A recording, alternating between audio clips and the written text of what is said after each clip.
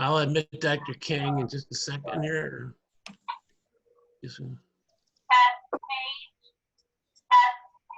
Here we go. I'm gonna let him on. So try to mute yourselves until it's time for you to go.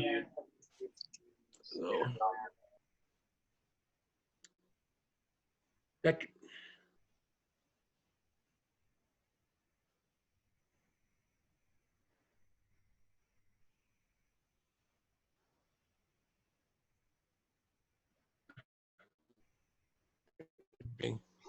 Morning.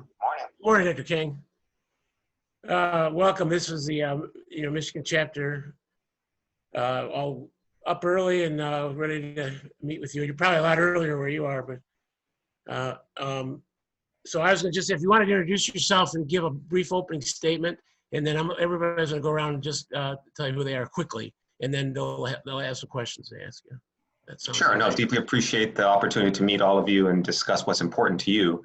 As previously noted, my name is Christopher Kang. I have the privilege of being a candidate for the president-elect for the college. I am currently in my 5th year on the board. I am a former president from the Washington chapter.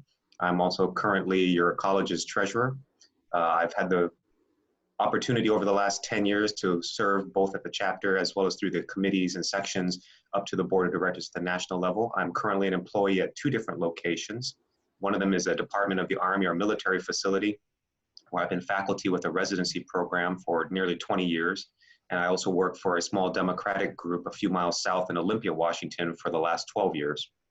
Other than that, I currently serve as a liaison to several outside organizations on behalf of the college, as well as a liaison to the Disaster Preparedness and Response Committee, and previously on the Ethics Committee. Great. I don't know if you had any opening statement about your candidacy, or we can just go right to questions, kind of up to you. Well, the short statement that is what I'm running on and what I believe is why I chose this year to run for president-elect. And part of it is because there's a unique confluence of events right now affecting the college. And I think all of you have seen different aspects of it. One, as you know, is we have a new incoming executive director, and the opportunity to liaison and collaborate with that person to allow her to learn about the organization, to use her experience from her prior work leadership positions to move the college forward over the next, hopefully, 5 to 10 years. And all of you know the role and how important it is to have a great executive for the chapter or for the college. Second of all is we have a lot of divisive issues that our membership and our council are dealing with. And somewhere along the way, to have a person who's willing to listen to all sides, to identify the priorities, to make sure that each side is respected, and to choose and prioritize what's really important for the college over the next several years, in conjunction with the new executive director. I think that this is the year that makes this very much more important, is to bring a little bit of the membership back to what we share in common versus what separates us in our interests and our practice environments and our careers. And then the third opportunity is getting to know some of the board members and also understanding the mechanics of the staff and how much they've worked over the last year, especially in response to COVID. Someone who's going to work with the staff to rebuild the morale, to make sure that we have the resources. And just like we had the first 50 years of the organization to kind of gain acceptance and start to lead the House of Medicine, is now how are we going to lead healthcare as we have a greater role, but now we have fewer resources, more issues, and actually, unfortunately, sometimes more challenges from many different sides that are confronting us. And I believe that I'm the person that has both the historical, the experience, as well as the perspective to be the unique person to lead the college over the next 3 years. Thank you. I wonder if we could just go around quickly. Remember to unmute yourself and just introduce yourself quickly. I'm actually Warren Lanphier. I'm the president. I work in Grand Rapids, Michigan for a Democratic group that staffs about 15 ERs. I've worked in most of them over my career. Hey, Chris, it's Dave Overton. I'm an academic chair in Western Michigan University.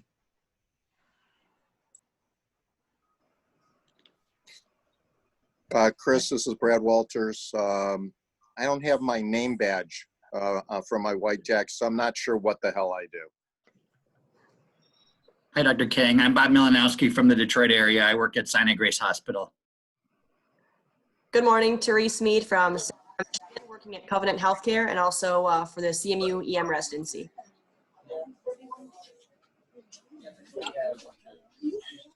Chris, it's Rami Corey. I am with a Democratic Emergency Group where I am a VP of Operations, also working at Allegiance Health in Jackson, Michigan, and residency core faculty for EM program out of Michigan State University. Dr. Kang, I'm Mike Baker. I think you know me. I'm the Director of Telemedicine for Envision in the central areas. And I am also a core faculty at the St. Joseph Mercy Hospital, University of Michigan Emergency Medicine Residency Program. So good to have you. And Mike, it's really great to see you and your candidacy again. And as I said, if you need anything, please don't hesitate to reach out. Always appreciate it. Good morning. I'm Erin Brennan. I'm an emergency physician at Sinai Grace Hospital at the DMC. I work with Dr. Malinowski. Hi, I'm Greg Gaffney Pappas. I'm currently the treasurer of MCEP, and I work in Ann Arbor at St. Joseph Mercy Hospital with the residency as well with St. Joe's and University of Michigan. Hi, good morning, Dr. Kang. I'm Sarah Shackle. I work in Metro Detroit at St. Mary Mercy Hospital in Livonia for a community EM residency program. I'm Abigail Brackney. I'm going to be starting at Henry Ford in Detroit in a month. Hi, Mike Phil, emergency physician out of Henry Ford Allegiance, vice chair of the emergency department. I work with Rami in the Democratic group. And I'm an MCEP board member. I don't think I said that. I'm just trying to admit a few more showing up here.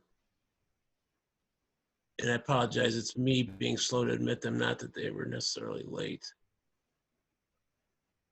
So I don't know if anybody has a question that they want to ask Dr. Kang first.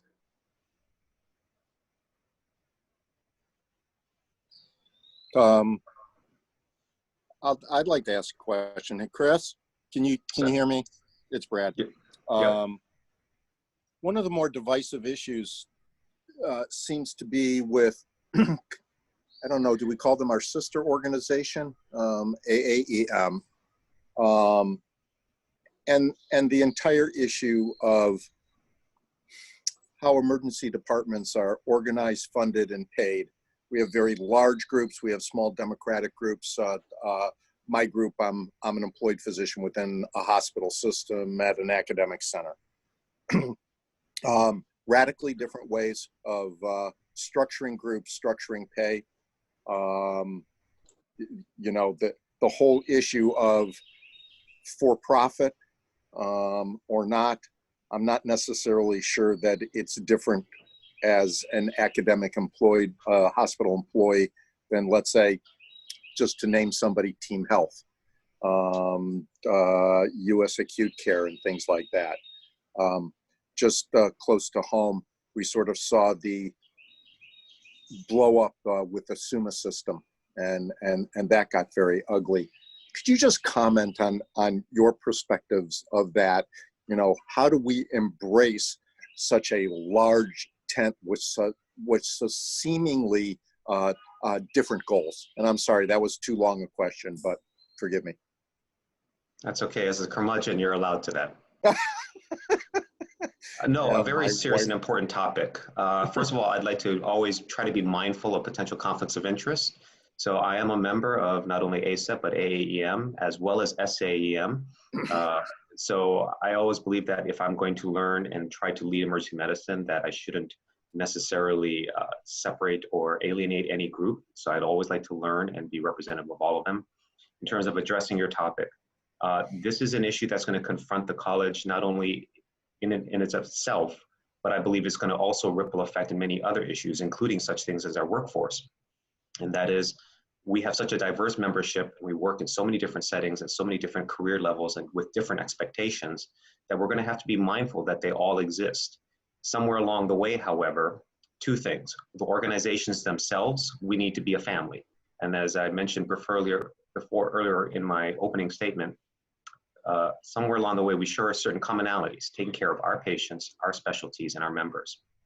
Second of all is with our organizations, I've gotten to know a lot of the junior board members of AEM and SAEM, and I honestly believe that they want to also be collaborative.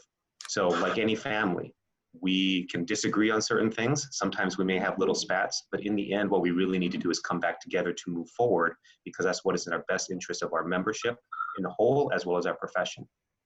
On a second level is the business of the actual practice settings and how it impacts our members in terms of jobs. And we've seen that reflected with COVID-19. And we don't know how the next 6, 12, or 18 months are going to be reflected in terms of employment, compensation, volumes. We need to be mindful again and be as family to be able to speak the truth to each other. And where we agree, we should move forward and collaborate and understand. And if sometimes you have to call out a family member, as long as it's respectful, then so be it. And one of the things that has me concerned is right now, obviously, CMGs have burned the brunt of a lot of criticism, and in some cases, rightly so. But somewhere, is there a differentiation between the CMG model and some of the positives that we never discussed that they offer versus democratic groups versus the role of private equity? And somewhere getting the additional information, both from insights from members who are employees, sometimes some of our members who are leaders of those groups, as well as some data, I think will help us give a more objective and productive discussion so that we can move forward. Thank you. Any other questions? You can put your hand up or just physically raise your hand. I can see it pretty easy that way. I guess some of you, I can't see be able to see your hand. So I have a question. I saw on that Engaged listserv a while back that somebody pointed out, they made a statement that all these other physician or just other physician organizations have a very visible leader in the midst of this pandemic, and why don't we have a face that's in the news all the time representing us and just being one the kind of the Dr. Fauci for ACEP, and I think that people had appropriate responses, but I would like to know what you thought about that. Is that even true? I mean, is our leader not visible enough, or is it even necessary to be the face that people want to see on the news speaking for us? I think two parts to your question. One is, has our leader been visible enough? And honestly, probably not as much as some of the membership, as you have said, would like. What are the different factors for it? Is it potentially isolation? Is it potentially personality? Is it potentially what issues are coming up? The second part is, what is the role of the president? And for the college and its membership, what do they expect from it? And I see the president as 3 different roles. One of them is undeniably the spokesperson for the college. Having said that, part of my leadership style has always been to find the best person for the job. And sometimes each one of you may actually have more knowledge, more insight into a topic, and may be the perfect person to speak with certain guidance from the college, which also affords you the opportunity to not only represent the college, but learn a little bit more and move up should you so desire. The second and third parts for the president is to set the tone for the college. What are the priorities? What kind of attitude or tone is going to be reflected in its messaging and how it deals with other organizations? And then the third part is to set the agenda and the priorities there from not only from the sections and the chapters, but also that the board sometimes learns from staff and other organizations. So in coming back to your original question, I can't deny that Dr. Jaquist might have been more visible should he choose. We've had many discussions over the last 3 months, and I will say that there are several reasons, which I will leave to him. I think part of it is he has been mindful of who he is employed by and some of the critique that's come from other membership. But second of all is the tone that he has set and the work that he has actually done with the staff. And I would personally say, although I have some conflict of interest as a board member, that what he has done and what the college has done for the 3 months thus far for the membership has almost been exemplary. Right, thank you. Another question I have is the role of advanced practice providers, or their name changes over the years. Whether at one time they were mid-levels and extenders, but the PAs and the NPs that many of us in bigger groups employ, you know, so that we can have affordable coverage for, you know, the places we have to staff a lot of times come down to. And that's my conflict of interest. I'm past president of our group, but that's become, you know, I think people raise that issue a lot. Like, what's the future of emergency medicine? Is it being practiced by people that aren't even physicians? And, you know, I've seen it, you know, one instance in our group, we had staffed a very small rural hospital. His volume went down so low that they really couldn't afford to have a physician there, and they went to having, you know, PA coverage. And so that, you know, so just I wonder if you could address that issue. What does the future look like? Is there gonna be more of this, or are we gonna have to, you know, how can we change? No, I appreciate the question. Another conflict of interest, but I also want to do full disclosure, is I've been serving as the board member liaison to the NPPA task force. And the report, which is finalized and now is being in the process, hopefully, of being formally filed, et cetera, with the board of directors next week or in the next several weeks, I think will hopefully provide some data, some insight, and probably some points of discussion for everyone. So that is my potential conflict of interest, but I'm happy to talk about the topic because it is going to be one of the next priority topics for our membership. And part of it comes back to, again, is we practice in so many different settings and that we utilize in so many different ways. What kind of tone and how will we want to lead healthcare, especially in emergency departments? And the first bullet that comes out of the NPPA task force is the gold standard care provided by emergency physicians is by a residency trained board certified or board eligible emergency physician. And second of all, that the best care provided in emergency departments is with an emergency physician led team. Now that doesn't always necessarily mean there may be one present, but those two tenets there, I think, set the tone for where we're going next. Having said that, we recognize there are many different environments and many different expectations, many different staffing models out there. And therein lies the challenge, again, of we celebrate our diversity of our practice settings and our membership interests, but somewhere along the way, what is in the best interest of our patients? And also, of course, for our members and then for our profession. So part of it is, do we want to draw a line in the sand and say only physicians should work there? May or may not be feasible, but at least let's have a discussion. Some of them may say, well, let's be collaborative. And others will say, well, when you do that, then you start to open the door and allow your positions to cede some of your positions and your authority. I would also recommend, as a history major from undergraduate, that you also look at history. And the anesthesiologists and the OBGYNs have gone through similar things. And if we can take some of the lessons of both good and bad, then we will hopefully find a better model that will be more sustainable, more satisfactory for everyone. In short, I think we need to be collaborative, but still recognize that we're the leader. And if we do that with the right tone and with the right effort, as we've seen with the NPPA task force, as you'll learn, there were NPs and PAs purposely invited to collaborate on that task force. And they agreed with about 95% of everything that came up, including that the gold standard of care was by an emergency physician and that there should not be independent practice. Both organizations, SEMPA as well as American Association of Emergency Nurse Practitioners, took a lot of flack from their overarching organizations, the American Physicians Association as well as the Emergency Nurses Association and American Nurses Association. And I have seen the letters where they have rebutted back to those overarching organizations. This is what we believe in. This is a specialty with a unique set of skills. And if we can acquire those skills and work collaborative with the physician, we can deliver better care. That's the tack that I would like to take, is to continue to be collaborative, to continue to be the leader. But with that comes great responsibility. And that is, we need to teach our members the role and how to better supervise and or collaborate with the PAs and NPs. It's not just me telling them certain things or this is how it's done. I should learn what their scope of practice is, what their training is, what they're comfortable with, and somewhere along the way, provide them the opportunity to not only solidify, but also improve those skills. Again, all in the construct of a team delivering the best care in whatever setting is available for our patients. Thank you. Else have any other questions? So one thing I guess we're all kind of want to know is, we wondering about what's the immediate future of ACEP, or, is there going to be a fall meeting? And I know that's what you're gathering in Dallas, I think, to discuss this week, but I just wonder what your thoughts are for the college, say their decisions made not to have an in-person meeting, and, how do we recover from this, not being able to get together and put our heads together in, in one place. And I assume that the board, I don't even know if they're meeting virtually or if they're meeting in Dallas. I don't even know that for the board meeting. I think, but, I mean, what's going on?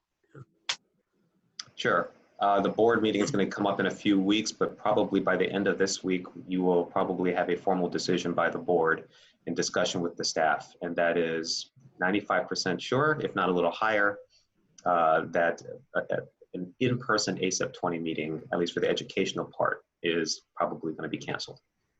You can talk to Dr. Schmitz shortly afterwards, and she's going to probably say the same thing. There is a little bit more discussion about the council meeting, and part of it is it may take a little less time. It involves fewer people, and to do some business in person is obviously important for how the council functions. That could be pulled together a little bit more quickly. My guess is that if we're going to do that, the staff will probably say trying to coordinate both will be unrealistic.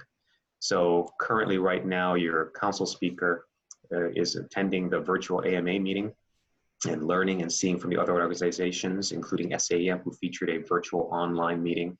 The staff have been diligently looking at different innovations to not only make sure that the educational content, but some of the business parts of it, whether it's the sections, the committees, or obviously the elections and the council meeting itself can conduct its business, but also for our supporters and our membership, what kind of experiences can be generated. So the long and short for that part is it's probably going to be canceled, and you should probably receive notice within 1 to 2 weeks. There are certain ideas that are being stimulated, and then we have the next few months for our staff to work diligently on it. In terms of what's ahead for the college, I would like to also ask on behalf of all of you, the impact of the cancellation of your summer meeting. I've had the good fortune of talking to all of the different other regional meetings that have canceled. And part of my belief is that the chapters and the college nationally need to work more collaboratively. Sometimes college is a little tone deaf, sometimes a little heavy handed. And I think that's a tradition or a carryover from the way things were done 20, 30 years ago. Some chapters function very highly, such as Michigan, but somewhere along the way, there's a time and place for communication, but also to say to the chapters, hey, you're doing a great job. How can we assist, or shall we stand out of the way? Versus, if you're struggling, please let us know how we can be of assistance or be a partner. And so the cancellation of your meeting, what is the impact on morale, as well as the business, as well as the finances? Right now, the staff for National College has identified that more than likely an in-person meeting or a hybrid meeting would be a revenue loss. There may be some value, obviously, of holding it in person, but they believe that the virtual meeting can actually be a revenue generator. How much and whether that comes to fruition is going to remains to be seen. But I would be interested somewhere after this call, the impact it's had on your membership and your business and your chapter finances, because it's probably going to take 12 to 18 months for some of the chapters to identify, recognize, and be able to adjust to this disruption in their normal business. I hate to put her on the spot, but maybe I could have Jen Stevenson just briefly address that as she's being from the education committee and having to deal with it. And I'm not asking you, Jen, if you to necessarily talk about the finances in detail, but mostly about the what the morale issues and how do how do you keep things going? Because I think for all of us, it's a blow to not have that meeting. It's a huge networking, and it just kind of brings us together for the next year. So I'll let Jen talk about that a little bit. Yeah, you bet. Thank you, Warren. And thank you for asking this question. We certainly put a lot of conversation and thoughts and energy into making the decision, though it seems like it was really the only decision that we had to make. We most certainly view our summer assembly as an excellent educational opportunity, though it's also really a very social meeting. So we had that concern. Certainly from a financial standpoint, it's a loss. That being said, we felt that it was going to be a more significant loss if we actually held the conference. I'd also love to hear the thoughts of Therese Mead. So Therese Mead is one of the directors of the Summer Assembly, and I know that she's been putting much work into, potentially coming up with an alternative virtual offering. We've kind of gone back and forth with that idea as well. It's difficult to get people enthusiastic about sitting in front of a computer in July. And again, we are such a social, tight-knit really lovely group of colleagues in Michigan that we really value each other's actual physical closeness. And that's just one of the things we love about the conference. Therese, do you have additional thoughts? Sure. So just a few comments. You know, as Jen said, it was a very big decision, but almost a non-decision after we weighed all of the factors into canceling. It does have a significant financial impact of a loss of revenue of at least $20,000 net. However, we were at risk for up to $70,000 had we held the event and had to face attrition if people did not attend. So instead, we are making an alternate plan, and we are instead going to host realizing it's a very different event than we normally would hold, a 3-part MCEP Summer CME series, where we are going to offer free CME to all attendees. We are obtaining some sponsorship, and anyone that attends our meetings, these 3 that we'll have, for a total of approximately 10 hours of AOA and AMA Category 1, they can log in and join our event and have free 10 hours of CME. We think that's going to be a great give back to our organization, give back to our docs that have been working so hard this past year. In addition, we're working on some celebrity shout outs from local dignitaries such as our governor and some other fabulous docs and Michiganders. And we're hoping this can also be an uplifting event to kind of bring everyone back together, because we are missing the social aspect. Our first date is July 28th. If you're around, we'd be happy to have you join us and listen in. But announcements will be coming out shortly as we finish our CME paperwork. So a 3-part summer CME series.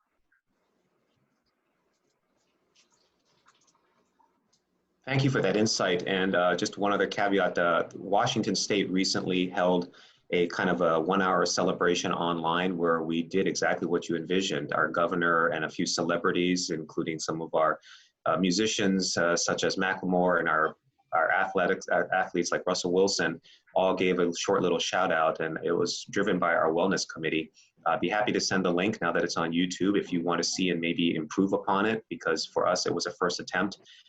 There were many positives, and a lot of our membership in collaboration with the ENA received it. Maybe attendance could have been a little larger, but if that can provide you a better starting point, I'd be happy to forward that to you.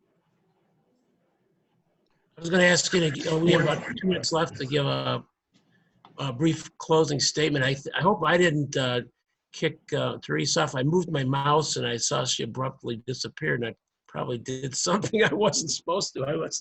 So I apologize her deeply. I wasn't cutting her talk, but if you want to, anything you want to say in closing, Dr. Kang, we'd appreciate it. Just very succinctly so that you can get to your next person. I really appreciate the opportunity to speak to you, to learn from you. I hope that if there's anything else of importance that you will convey it to me, including Mike, please contact me, let me know.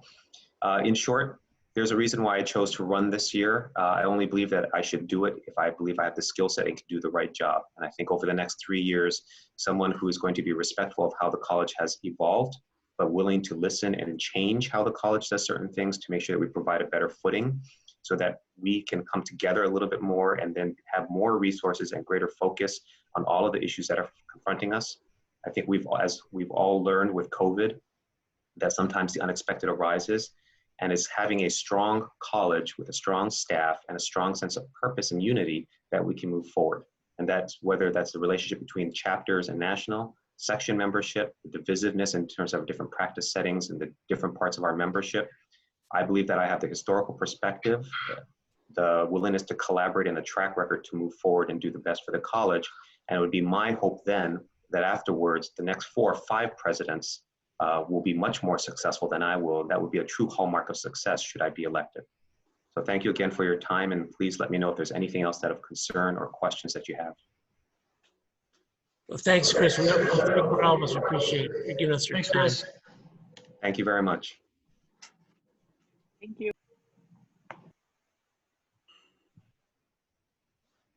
All right, I'm gonna let Jillian on here. Sorry, Therese. I don't know if I kicked you off. I moved my mouse and you immediately disappeared, and that wasn't. No, that was me thinking I had a better laptop battery than I did today. Oh, okay. I felt terrible. I moved my mouse and you were gone. You. I got my comments across, so hopefully they're well received. Yes, thank you. Good morning, everybody. Can you hear me okay? Yes, welcome. Sorry for Zoom bombing. The email said 10:30, but the calendar invite said 10, and I didn't want to be late, so I thought I would jump in, but I didn't mean to Zoom bomb Chris's call. No, thank you very much. If you want to, hi, I'm Warren Lanfear. I'm the president of MCEP. I just wonder if you could just briefly introduce yourself, an opening statement. I'm going to go around and say who we all are quickly. But Absolutely. So good to see your smiling faces. I know some of you, for those I haven't met, I'm Jillian Schmitz. I'm in San Antonio, Texas, but I'm a Midwest girl by heart. I grew up in Illinois and Wisconsin and met my husband there, and he's active duty military. So we've lived all over the United States now, which has been a fun experience and adventure for me to practice emergency medicine in a number of different environments. And I'm here now and on the ACEP board and really excited to talk with you guys today. I think there's a lot going on right now, and I wanted to briefly address why am I running for ACEP President-elect and what skills do I bring to this. But I'm hoping there's some time to make this kind of interactive and really get a pulse of what's going on in the chapter and what questions you guys have as well. So why am I running for President-elect? Because this is a crazy, tumultuous, unprecedented time. And I think we really need strong leadership right now. The whole world has been turned upside down with this pandemic, and I've never been prouder to be an emergency physician. It has been so inspiring to watch the news every night and see our colleagues on TV, and when everybody else is running away from danger, we're the ones running into it, embracing chaos and finding solutions. And this is where I think we really shine. But once we come out of this COVID pandemic, I think there's a lot of other issues that we're going to have to tackle. Of what is the new normal going to look like? Are our ED volumes ever going to come back to normal? Can I find job security? And I think ACEP really has to do a good job leading of finding a unified message to bring together what we can best advocate for all emergency physicians. And I think we need to highlight communication. And the one thing I've seen in this pandemic is how critical good communication is in times of uncertainty. And I think there's ways to use the Zoom platform and technology to better integrate our national and state chapters. As far as what makes me a good president-elect and what skills I think I bring to this position, one is that by nature of practicing all over the country, I've worked in rural hospitals, I've worked in freestanding EDs, I've worked in community and academic hospitals. And what makes me different is I didn't just moonlight in those jobs. I've had leadership experiences, both on the academic side and on the community hospital side. I started my own small democratic group, and I really understand the business of medicine and contracting with insurance companies and how that's going to affect our specialty going forward. But I think the biggest skill that I bring to this position is public speaking. The job of the president-elect really is the spokesperson of the college. And this is what I do, and this is where I think I will really shine.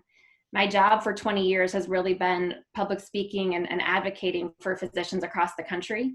And whether it's lecturing to my residents and medical students, whether it's speaking on national television, interviews with CNN, or whether it's speaking at my state legislature, this is my job, is to represent you guys and to hear your message and carry those voices to a higher level, to stand up and speak out and to be your advocate.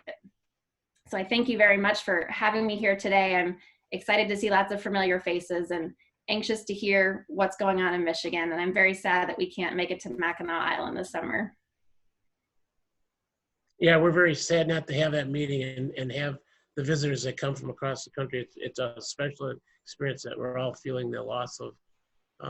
So if people want to go around, just quickly introduce yourself. I think it worked out well. I thought we'd be all talking at once, but I think we did pretty well, Dr. Kang, doing that. So. I'll start. I'm Brad Walters. I work at a academic center in Royal Oak, Michigan, William Beaumont, assistant residency director there, and I'm trying to live up to the award last year and stay curmudgeon. Hi, Jillian. This is Dave Overton. I'm the academic chair at Western Michigan University. Hi, Jillian. Bob Milanowski from Detroit. I work at Sinai Grace Hospital. Hi, Jillian. This is Rami Corey. I work with a Democratic group, Southeast and Mid-Michigan. I am currently working at our academic shop where I serve as core faculty through Michigan State University. Jillian, Michael Baker. Glad to see you today. I'm one of the counselors for MCEP, but as far as my day job, I work for Envision at a site in Ann Arbor, and I'm also the director of telehealth for them. Hi, Jillian. I'm Jennifer Stevenson. I work for Henry Ford Health System in Dearborn, Michigan. It's good to see your smiling face. Good to see yours too. Thank you. Hi, I'm Greg Gaffney Pappas. I'm currently the treasurer of MCEP, and I work in Ann Arbor for the St. Joseph Mercy Hospital, and also on faculty for the residency there. Hi, Jillian. Therese Mead here. I work at Covenant Healthcare in Saginaw, and I'm also the associate program director for our EM residency for Central Michigan. Hi, Jillian. This is Sarah Jekyll. I work at St. Mary Mercy Hospital in Livonia, Michigan, which is Metro Detroit area, where I'm also core faculty, also on the MCEP board. Good morning. This is Erin Brennan. I work at St. Grace. I am medical director there and faculty with our EMS board. Hi, I'm Abigail Brackney. I will be soon working at Henry Ford in Detroit next month. On a break this month. Hi, Jillian. Larissa Trail. I'm a counselor for Michigan. I know you well from being our bylaws liaison this year. I'm in a community place just north of Lansing with Mid-Michigan Health.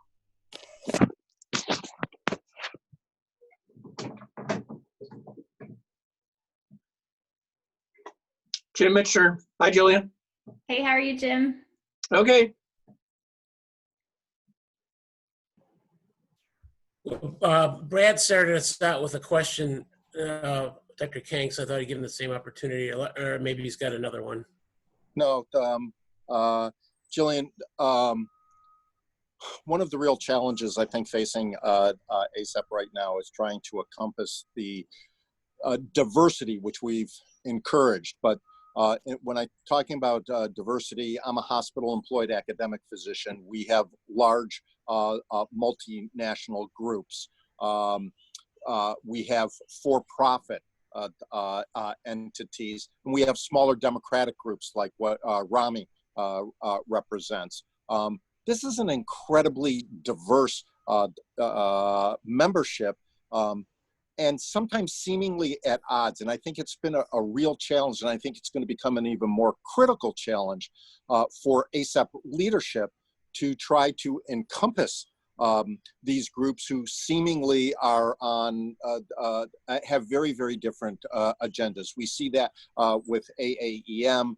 How do you see the role of the ACEP president in trying to encompass such a bunch of, I mean, it's like herding cats, I guess, at times, but you know, the differences are real. I think the perceptions are sometimes accurate and sometimes inaccurate. Where does the leader of ACEP play a role?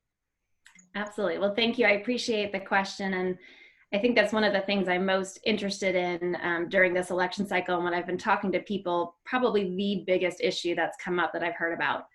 My leadership style is one of collaboration.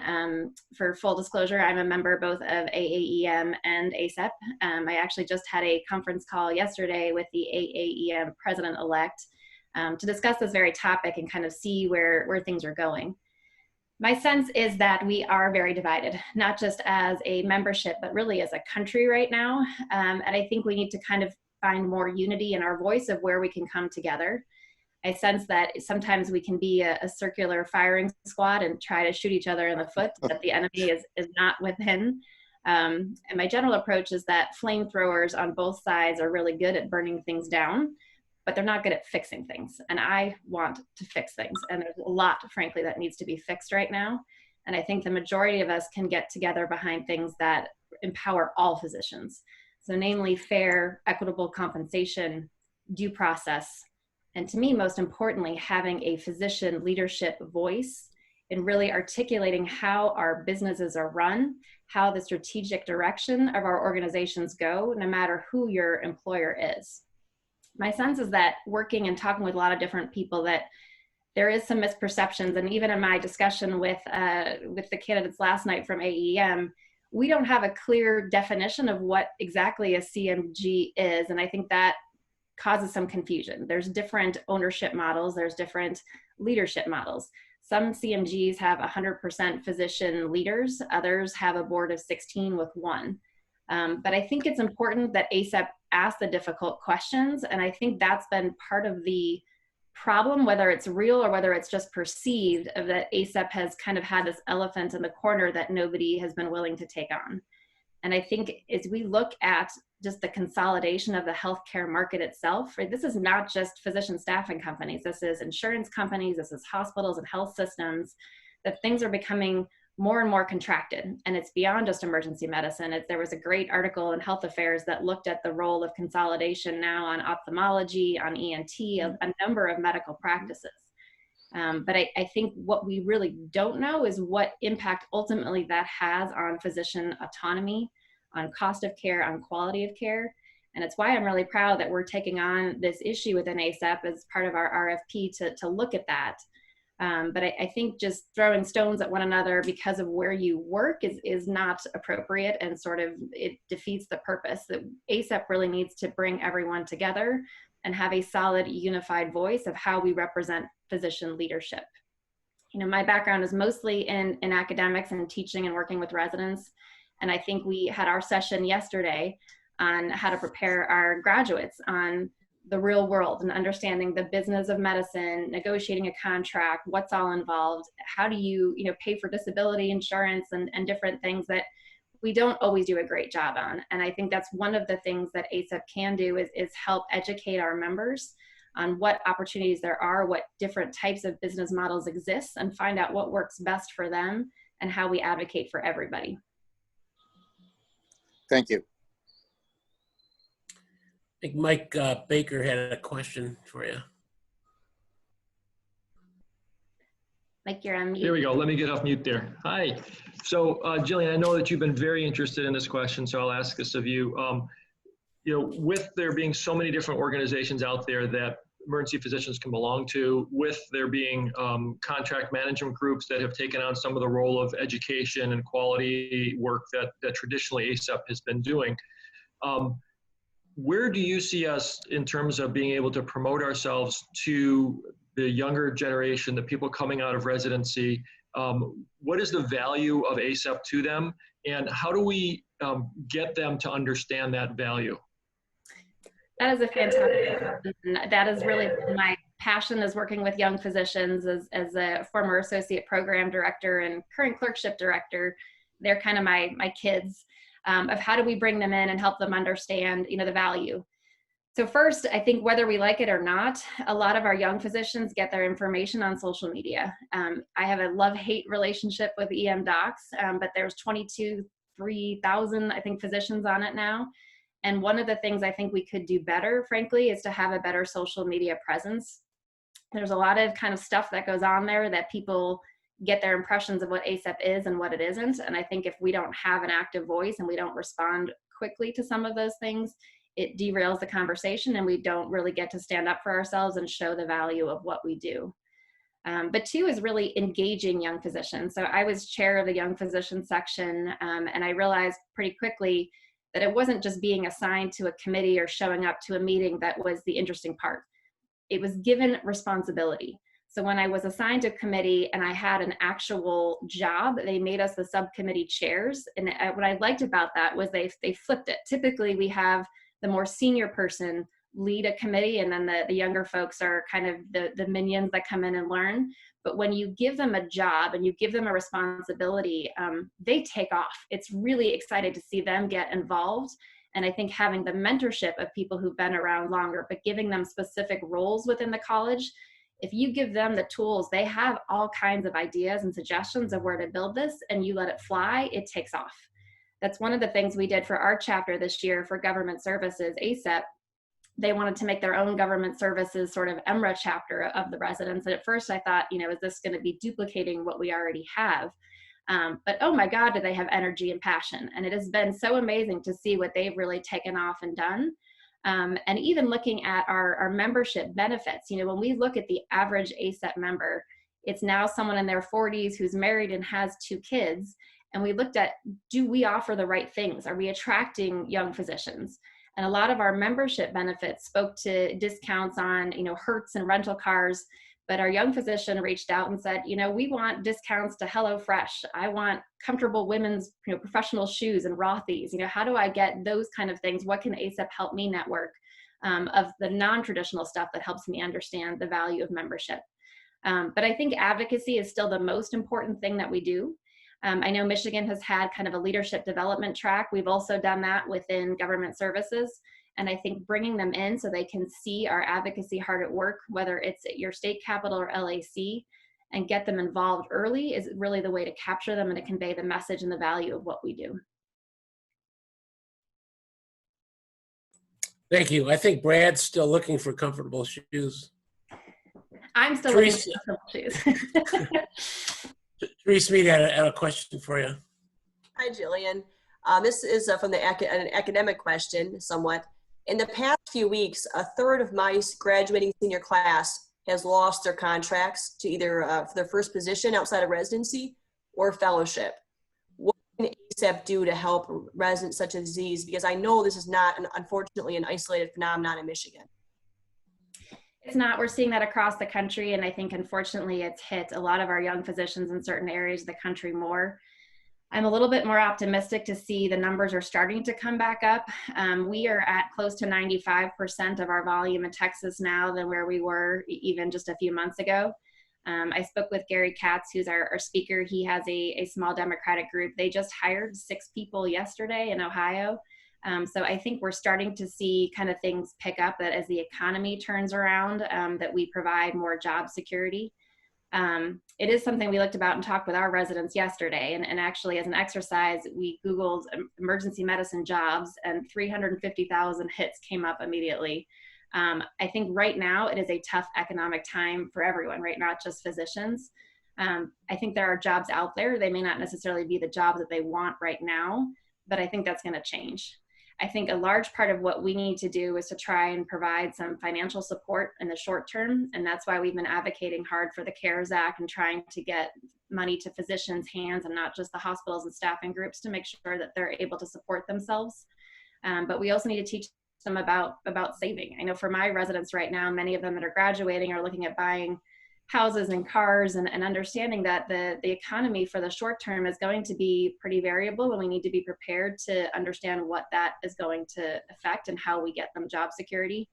But there are a number of things opening up. I know within the Indian Health Service, they are hiring like crazy right now. And a bunch of my residents who were out of work or physicians who lost their jobs here have been able to find things within a week or two. And I'm certainly happy to help connect them with other places I know are hiring right now if we can reach out. But perhaps that is a service that ACEP can do, is looking at the job board and since we can't do it in person this year, something that we can do to help provide our members who are looking for work of both short-term and long-term opportunities. Telemedicine, as you know, has also taken off. There's been a number of companies who went from having a 2-hour wait time to 2-day wait time at one point, because people wanted to have that experience. And I think the nice thing about our skills is that they go well beyond the 4 walls of the hospital. And so even beyond clinical jobs, there's additional things that we can do to help engage people and make their skills useful to help serve our patients. Thank you. Thanks. I had a question about the future of emergency medicine in regards to our use of nurse practitioners and physician assistants. It's usually about, are we using them too much? Is it affecting what people think of emergency care? But in another sense, it's part of a group that employs a lot of them. Our business laid off for a while. They were the first people laid off when you had a advanced practice practitioner providing your second, coverage. They were the first person, just for else. So,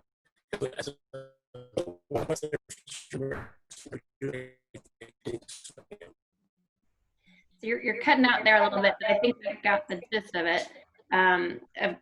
what is the role of nurse practitioners and PAs, and how is that going to integrate with emergency medicine kind of going forward? Is that the gist of it? Yes. So I think we have a collaborative role. I think they certainly play a valuable role, but I think that our job is to advocate first and foremost for emergency physicians. I work currently in a program where we have a training program. I've worked in community hospitals where we relied on them heavily. I've been in practices where we only put them in urgent care in different places. I think, number one, I believe in having supervision. There's been a lot of discussion recently about how do you define supervision. I do not believe in any kind of independent practice.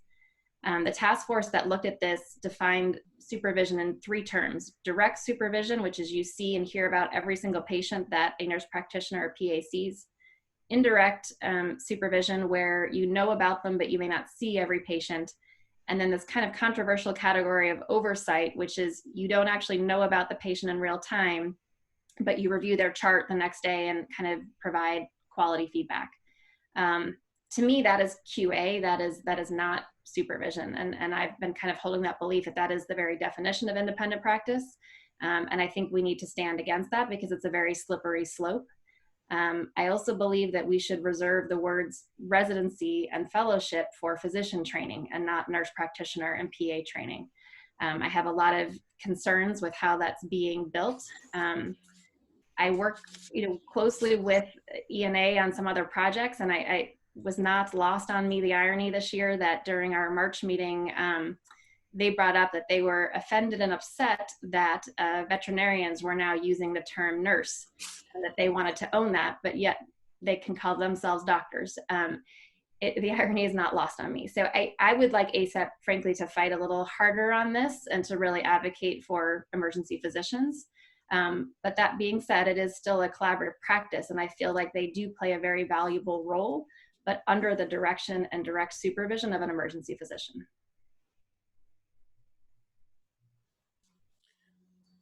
Thank you. So, we recently had to make the decision to cancel our meeting in the summer, and I know ACEP is struggling right now with trying to decide how they're going to hold the fall meeting. And then, the new executive director coming on, there's a lot of uncertainty about the future. I mean, maybe, I don't know if you can just address that for us. I know that decision has been made, that we're not looking for that answer quite yet, but what, making that decision and how do you look at it? Sure. I think uncertainty is scary, but I think it also gives us a number of opportunities of how do we change things, how do we make things up. And things we never thought of before now become a way that becomes part of our normal practice. So for instance, as the clerkship director, I have 100 medical students right now that are kind of in limbo. And for the military, it's a little different. We actually have to require them to travel as part of what we call their ADTs. But for 2 months, everything has been shut down. And so we've put together our virtual medical student Mondays. And every Monday night, I get together with my med studs and we do our didactics online. Even with these breakout rooms and Zoom, it's pretty amazing the technology, what we can do. So I think, if anything, emergency physicians are people who innovate and adapt. And this has got to be a situation where we have to be adaptable and learn, what we're going to do going forward. I do think meetings are going to be challenging for the short term, but I'm very optimistic that we will eventually be able to come back and do our in-person. But let's look at this as an opportunity to see how do we enhance what we were already doing. Are there ways to communicate more effectively? So I think, for instance, my impression is historically a lot of our communication between national and state chapters has been sort of one-sided, of dissemination of information that then goes out to the members. But I think it's equally important to listen. And I think this format has given us an opportunity to meet directly with our members, to hear what your issues are, to take those back to make us stronger. In regards to the executive director, I think it's healthy sometimes to have leadership changes and to bring in a new perspective. And wait till you meet Sue. She is incredible. I think she's going to light the world on fire. She has a lot of experience with organized medicine. And I think she's going to shake things up a little bit and bring in some new perspective. Any leadership for any period of time gets stale if we let it go too long without really looking at things critically from different angles. So I am kind of excited to see this as an opportunity to bring some change and to shake things up a little bit.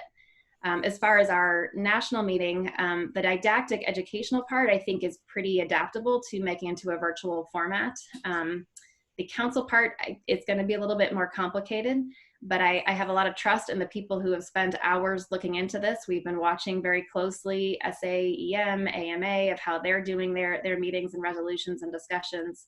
And I'm optimistic that whichever way ultimately they choose, that it's going to be successful and it will give us a new way of approaching things. Thank you. Anybody else have a question? I guess Sarah Jekyll does. Hey, thanks, Warren. Hi, Julian. I just have a question. I saw an ACEP statement recently condemning racism in light of the recent events and specifically surrounding George Floyd's murder. I know that I'm wondering what ACEP is doing specifically in terms of supporting the diversity of our membership and specifically supporting Black members in light of these current events, and what your thoughts are. I know that we've had a diversity and inclusion task force and some mentorship programs, but where do you see our efforts going forward? Absolutely. So I think this was actually a big step for the college. If you remember a couple years ago when ACEP made a statement, there was a lot of pushback on, did we go too far? And are we speaking against police officers? And it caused kind of a big thing. But I think this was fundamentally different. What happened with George Floyd, there was no guns. This was just senseless violence. And I think it speaks a lot that ACEP is willing to put a stake in the ground and say, we do not tolerate this. And it's time for us to really look at this, but not just in terms of violence, but just social injustices. We're seeing that too. We have weekly phone calls with the CDC.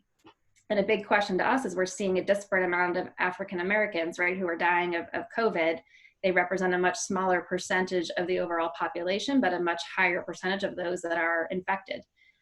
We've been the one to push the CDC to say, why? Who is setting this? Is this part of a genetic thing? Is it related to social economic circumstances, or is it less social distancing?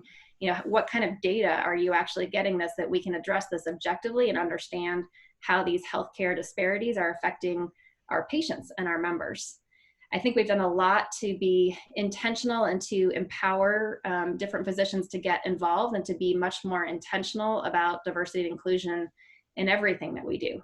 And I think a lot of that is being proactive and reaching out to people, women, African Americans, all of our members, to say, how are you best represented in our college and how can we get you invested?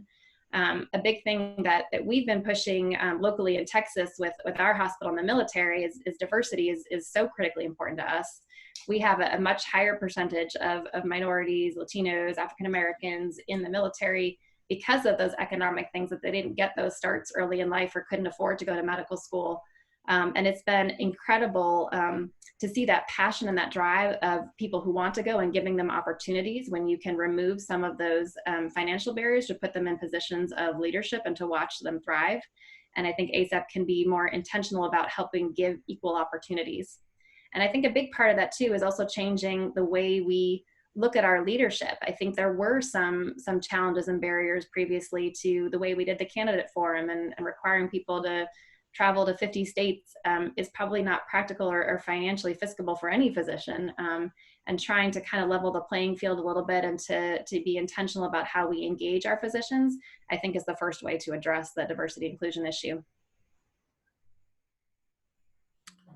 Yeah, I appreciate you giving those answers. That's something that we're all struggling with, and I'm really happy to hear you're not, fear addressing it. Is there any other questions for Jillian or comments? Or if Jillian, you want to make some closing statement?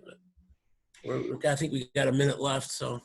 Absolutely. No, I just want to thank you guys so much for your time. And just so you guys know, Chris Kang and I are actually very good friends. We probably have more in common than we don't. And so in past years, there have been elections that have been very competitive and contentious. This is not going to be one of those years. I think no matter who ACEP ends up going with, we're in really good hands, and I'm going to be happy no matter how this election works out. But I would really like to make myself available to you guys for questions and for follow-up as we go forward. I do plan on having kind of some Zoom sessions as we get later into the summer and fall, just to take questions. So if things come up between now and then, or if you have concerns you would like to address that we can tolerate on the board and discuss those further, I'd be happy to make that time and to reach out to you in any way I can. Well, thank you. We really, truly appreciate you spending the time with us and letting us get to know you better. And I think on behalf of I make it, we thank you for your service to us. So, Absolutely. good luck. Thank you so much, Warren. Thank you, Belinda. And thank you all for your time. Have a great rest of your day. Thank you. Bye, Jillian. Thank you. Good luck.